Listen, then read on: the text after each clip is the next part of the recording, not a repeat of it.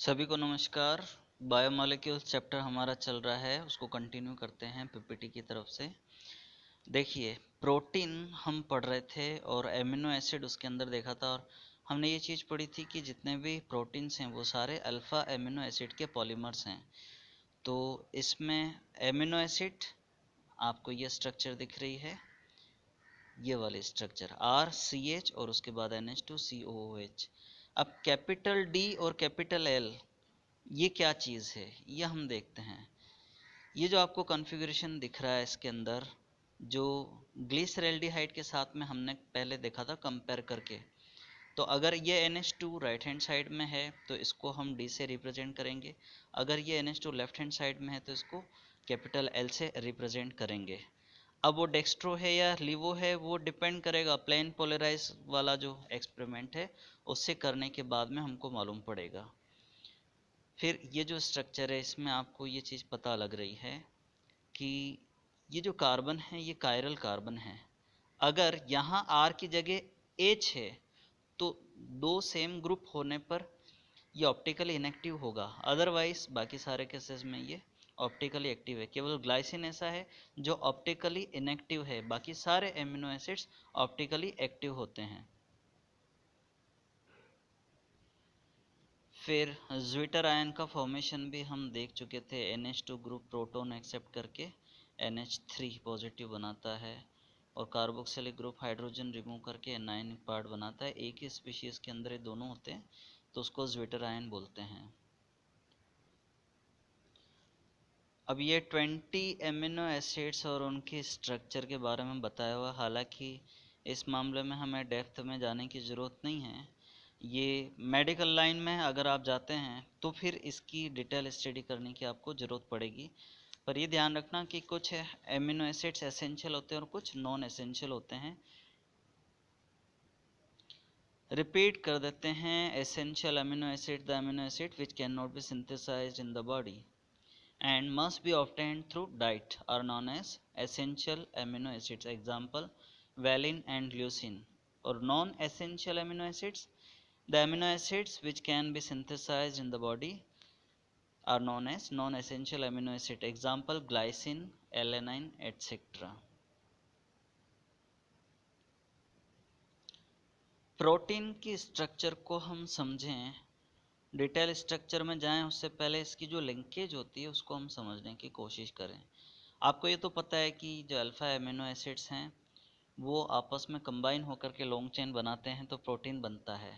अब जैसे दो डिफरेंट एमिनो एसिड्स हैं, यहाँ देखिए, ये एक एमिनो एसिड है, ये दूसरा एमिनो एसिड है, तो उसमें एक एमिनो एसिड का हाइड्रोक्सिल ग्रुप दूसरे एमिनो एसिड के एक हाइड्रोजन NH2 ग्रुप के एक हाइड्रोजन के साथ में कंबाइन होकर के वाटर का मॉलिक्यूल बनाता है। जब वो रिमूव होता है तो उसके बाद में इसका ये कार्बोनिल और इसका ये नाइट्रोजन, इनमें ये बॉन्ड बनता है। ये बॉन्ड, इसको हम पेप्टाइड लिंकेज बोलते हैं। अगर आप ध्यान देंगे तो आप पाएंगे कि ये एमाइड वाली ही लिंकेज है, जो एमाइड CONH2 हमने पढ़ा हुआ है वही वाली लिंकेज है।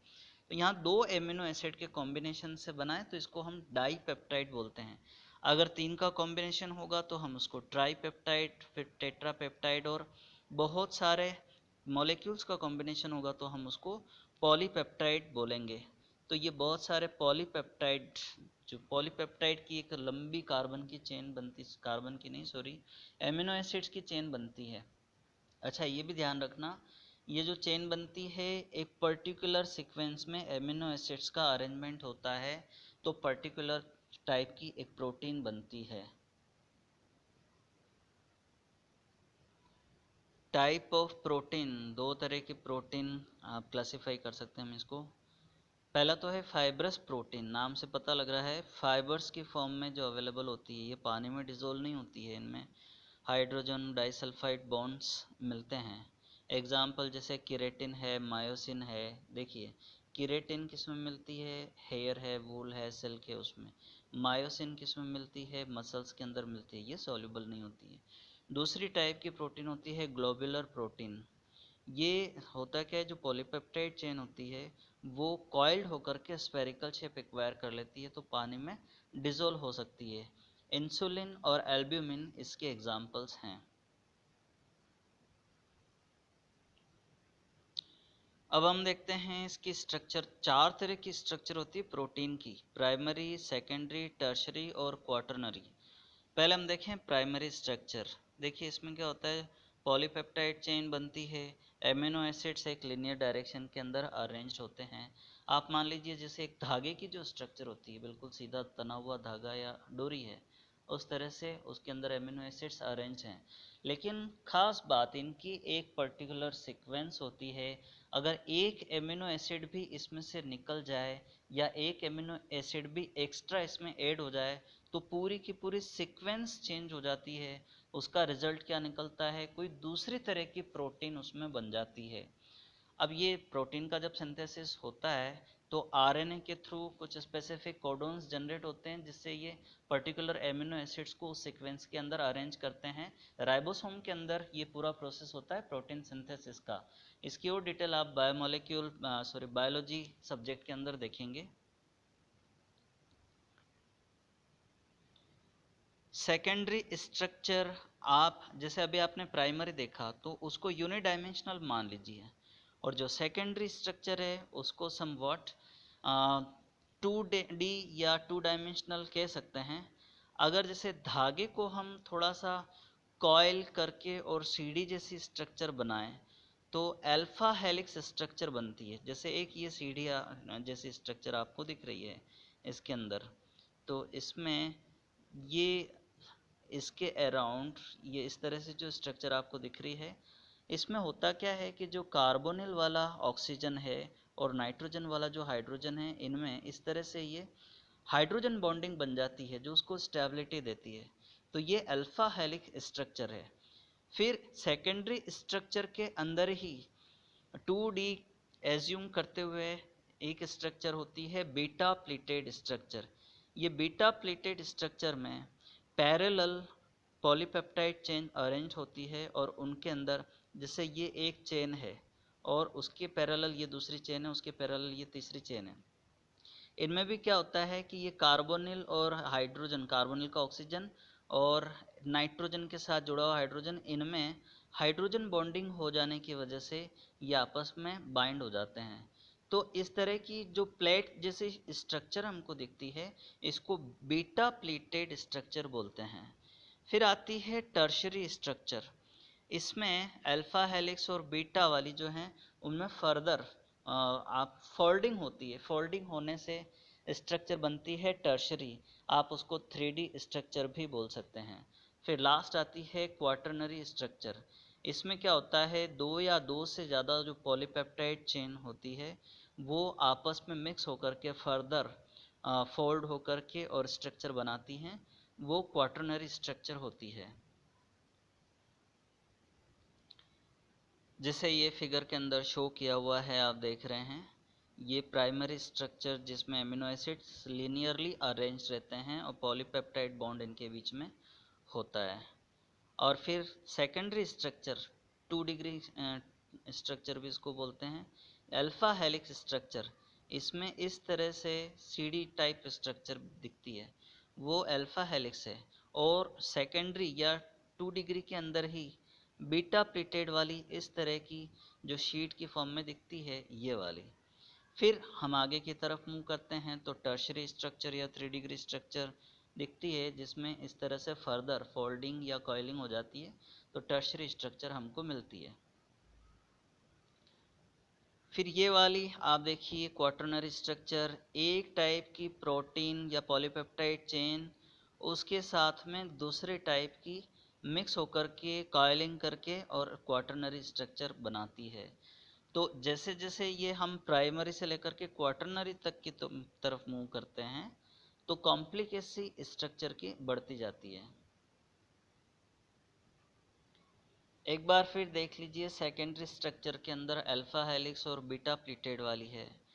जो आपको लेफ्ट हैंड साइड में दिख रही है वो अल्फा हेलिक्स वाली स्ट्रक्चर है, राइट हैंड साइड वाली बीटा प्लीटेड स्ट्रक्चर है। और इसका जो डिस्क्रिप्शन है पॉलीपेप्टाइड कैसे बनता है पेप्टाइड बॉन्डिंग की वजह से, ये सारा हम पहले देख चुके हैं। तो इस तरह से प्रोटीन का सिंथेसिस होता है। और डीनेचुरेशन ऑफ प्रोटीन का मीनिंग क्या है? जो क्वाटरनरी स्ट्रक्चर या टर्शियरी स्ट्रक्चर है वो अनकॉइल्ड होकर के अगर प्राइमरी स्ट्रक्चर में कन्वर्ट हो जाती है तो वो डीनेचुरेशन होता है। जैसे मिल्क होता है, दूध, उसके अंदर जो प्रोटीन मिलती है कैसिन, पैरा कैसिन, तो उसमें अगर पीएच कम हो जाती है यानी कोई एसिड मिक्स कर दें, नींबू वगैरह, तो क्या होता है? दूध फट जाता है। एक्चुअल में क्या हुआ, उसके अंदर जो सॉल्युबल प्रोटीन थी तो वो अनकॉइलिंग की वजह से क्वाटरनरी स्ट्रक्चर कन्वर्ट हो जाती है वो प्राइमरी के अंदर, तो उसकी सॉल्युबिलिटी कम हो जाती है, ख़त्म हो जाती है। तो जो डिज़ोल्व प्रोटीन है वो अब डिज़ोल्व नहीं रहती है, तो हम बोलते हैं कि जो मिल्क है वो या दूध है वो फट गया है। तो ये डीनेचुरेशन प्रोसेस हो जाता है। इसी तरह से एग एल्ब्यूमिन का भी होता है, जब बॉईल करते हैं तो जो एग के अंदर का जो लिक्विड है वो सॉलिड फॉर्म में कन्वर्ट हो जाता है, वो डीनेचुरेशन ऑफ एसिड होता है। फिर आगे एंजाइम्स वाला पार्ट आ रहा है, लेकिन यह हमारे सिलेबस में नहीं है। फिर भी कंपटीशन एग्ज़ाम के पॉइंट ऑफ व्यू से मैं आपको सजेस्ट करूंगा कि आप लोग इसको पढ़िएगा। इसकी पीपीटी भी मैं आपके ग्रुप के अंदर शेयर कर दूंगा। फिर लास्ट हमारा हेडिंग आ रहा है न्यूक्लिक एसिड, जिसके अंदर डीएनए आरएनए आ जाते हैं, वो देखते हैं हम। अब हम आगे बढ़ते हैं न्यूक्लिक एसिड की तरफ। आप लोगों ने डीएनए और आरएनए का नाम सुना हुआ है, इसके अंदर ये स्ट्रक्चर्स भी दिख रही है। शुरू से हम इसको समझने की कोशिश करें। न्यूक्लिक एसिड, ये न्यूक्लियस के अंदर मिलने वाले एसिड की वजह से इसका नाम न्यूक्लिक एसिड। एसिड कौन सा होता है? फॉस्फोरिक एसिड होता है। देखिए, आपको ये पता है कि हमारी जो बॉडी है वो छोटी छोटी सेल्स से मिलकर के बनी हुई है। सेल्स के अंदर न्यूक्लियस होता है, न्यूक्लियस के अंदर क्रोमोसोम्स मिलते हैं, और वो क्रोमोसोम्स के अंदर डीएनए और आरएनए होते हैं। तो ये जेनेटिक इन्फॉर्मेशन को एक जनरेशन से दूसरी जनरेशन में ट्रांसफ़र करते हैं, और इसी को हम हेरिडिटी बोलते हैं। तो ये हेरिडिटी के लिए रेस्पॉन्सिबल होते हैं बायोमोलेक्यूल्स, जिनको न्यूक्लिक एसिड कहा जाता है। दो तरह के होते हैं, डीएनए एंड आरएनए। नाम यहाँ लिखा हुआ है डीएनए। डीएनए का मतलब क्या हुआ? Deoxy ribo nucleic acid. और आरएनए का मतलब क्या हुआ? Ribo nucleic acid. अच्छा, ये इन दोनों में जो शुगर मिलती है वो पेंटोस शुगर होती है। तो डीएनए के अंदर ये वाली शुगर मिलती है, beta D two deoxy ribose, और आरएनए के अंदर बीटा डी राइबो शुगर। दोनों में जो डिफरेंस है वो एक छोटा सा डिफरेंस होता है। इसमें होता क्या है कि जो राइबोस है उसमें यहाँ पर OH ग्रुप है, लेकिन यहाँ आप देख रहे हो उसमें एक ऑक्सीजन कम है, तो डी ऑक्सी वर्ड यहाँ से आया है।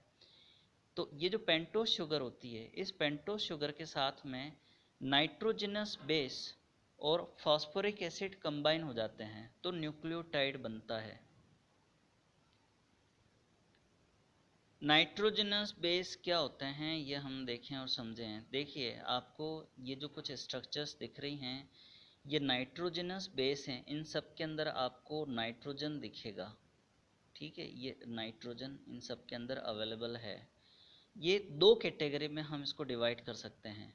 ये वाली पहली कैटेगरी है, ये इसको हम बोलते हैं प्यूरिन कैटेगरी, जिसमें ये दो रिंग्स दिख रही है ना, एक तो 5 मेंबर्ड है और दूसरी 6 मेंबर्ड रिंग है। तो ये प्यूरिन या उसके डेरिवेटिव माने जाते हैं।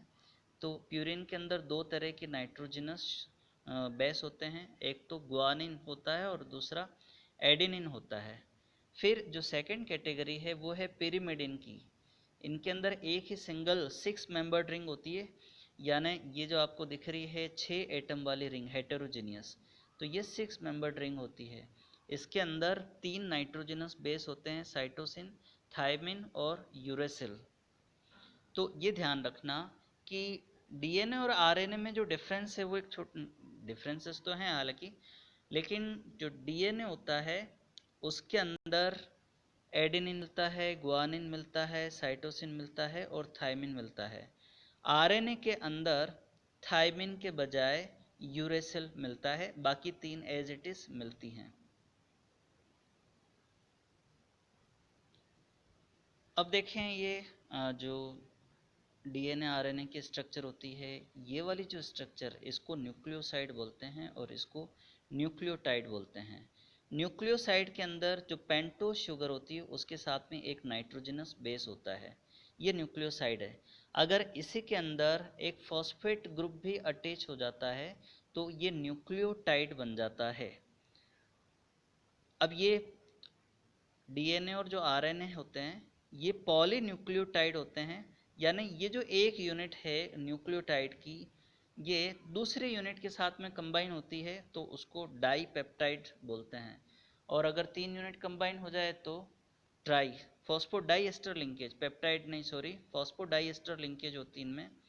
तो ये पूरा का पूरा न्यूक्लियोटाइड कंबाइन होकर के डीएनए और आरएनए के स्ट्रक्चर बनाते हैं। अब इसमें देखिए, एक न्यूक्लियोटाइड ये है, दूसरा न्यूक्लियोटाइड ये है, इन दोनों का कॉम्बिनेशन हुआ, यहाँ ये जो लिंकेज बनी है इसको फास्फोडाइएस्टर लिंकेज बोलते हैं। तो इसमें जैसे ऊपर वाला जो पेंटोज शुगर दिख रहा है, उस पेंटोज शुगर का ये कार्बन और नीचे जो ये CH2 वाला ग्रुप है, कार्बन नंबर 6, उसके साथ में जो अटैच्ड है, तो ये फास्फोडाइएस्टर लिंकेज बनती है इसमें।